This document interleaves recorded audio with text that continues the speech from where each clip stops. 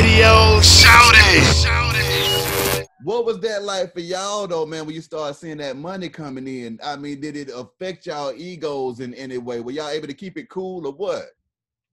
You gonna change, you get a lot of money. You got to look at it like, for me, I speak, you got to look at it like this. Like,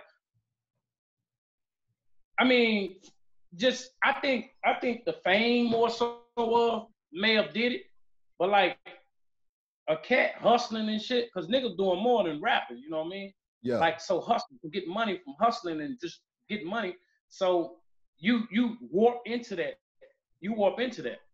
Like, for me, I thought money, shit, just fell off trees. That's what I thought. You know what I mean? Once I started getting it, because it was consistent. Like, that shit didn't stop like that. You know what I'm saying? May have slowed up here or there, but it was always a pipeline. You know what I mean? So niggas was getting money because niggas were hustling and doing that. Yeah. So I wasn't tripping on that. I think the change for me came in when I'm like, damn, I can go over here to fucking Atlanta and these niggas can sing my shit. Or I can go over here to New Orleans and I can go over here to, you know what I'm saying? That's a whole different ball game. You know what I mean? But as far as niggas bought cars, niggas had money, niggas had jewelry, niggas had all that shit. You know what I'm saying? But legally, but niggas had. You know what I'm saying? But you know, in my opinion, like when the other shit added on, man, yeah, you're gonna walk a different way because you have to. Now you in the limelight. It ain't just my nigga on the block know me. Yeah. You know what I'm saying? Now everybody looking at me because now people looking at you, you're a target too. Yeah. Oh, you might got $20 million. So it's all types of shit. Niggas saying you changed, niggas saying this, niggas saying. People's perspective of you change. It don't be that you change. People's perspective of you change, so you gotta change with it. Or else you like being on the west side of Chicago with it though too, man. Cause I mean it's been real in Chicago the whole damn time. So coming back to the hometown with all of this money and this newfound fame, I mean, how did the environment change for y'all? Or how did the home team accept y'all and embrace y'all? They embraced. We was embraced from the get go. Okay. Like every, you know, anybody who's who of anybody in Chicago West Side. Yeah, we was embraced from them. You know what I'm saying? So it just fell in place. It was like, man, them the guys. They made it out of the streets, and we gave them the opportunity to look at us as, okay, if they can pull it off and become legal, then we need to go the same route. That's right. So it was a lot of people coming up out of the streets, you know, seeing us doing something totally different than just being in the streets. Mm-hmm.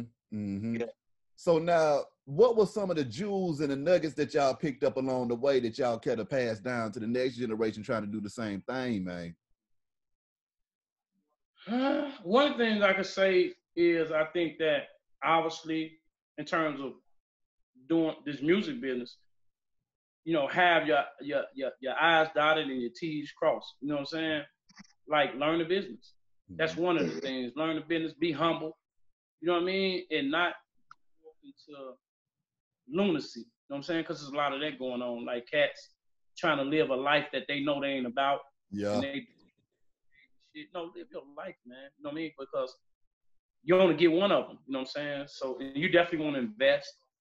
You know what I mean? You want to invest so that 20 years from now, you know, you got some solid to stand on. So, you know, just learning the business and being humble and being, you know, thankful, appreciate the artistry, and not fall off into their craziness, man. And I think they'll survive.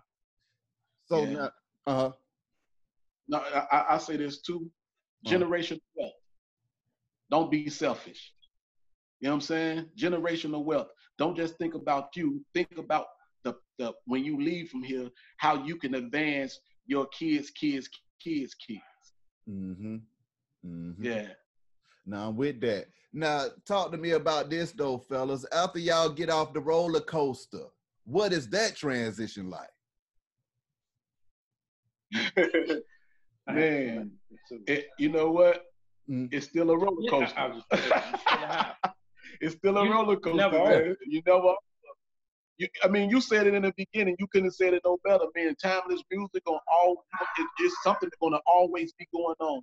Yeah. Something that's gonna transpire. You know what I'm saying? Yeah. Like, we did a show mean, not a show, but we did a show. We did a show for Dwayne Wade, was surprising him. You know what I'm saying? Yeah, and then after Mike Epps, he called. You know what I'm saying? So these, you know, the people that we rotating with, it's like, man, it never stops. Somebody is always calling for us to do something, man. And you know, the roller coaster just keep going, man. Yeah, the football cat played for the Eagles. Who was the quarterback? Yeah, Donovan McNabb. Donovan McNabb. Yeah, he called. Like, so just doing stuff like that. Like, I think the high stop when the love for the artistry goes away. Mm-hmm. So when you don't love it anymore, I think that's when it stops. But as long as you can love it, I think the high fell will be there. Because we had the love for it before the high. Cats getting in it because it's a fad. It's like, this is the end thing to do. But before it was all that, we had a love for it. Like Michael Jordan had a love for the game of basketball. We got a love for the art of it. And that comes through in the music, though. You see what I'm saying? You hear the love that the artists have for the music and the kind of music that they make because it's polished and it's jamming and it's saying something and it's moving the culture forward at the same time. So, I mean, for y'all, when it came to making them songs, I mean, how much effort were y'all putting into each one of them songs? I mean, was it one of those things to where you were like, okay, I'm going into the studio and I'm about to make a hit today, or was this just a natural flow that y'all had? It was natural. Everything came natural. You know what I'm saying? Because if you go in thinking hit, then you don't get a hit, then it messes with your confidence too. You know what I'm saying? So if you go in just doing you and a hit come, cool. If it don't, try the next day. You know what I'm saying?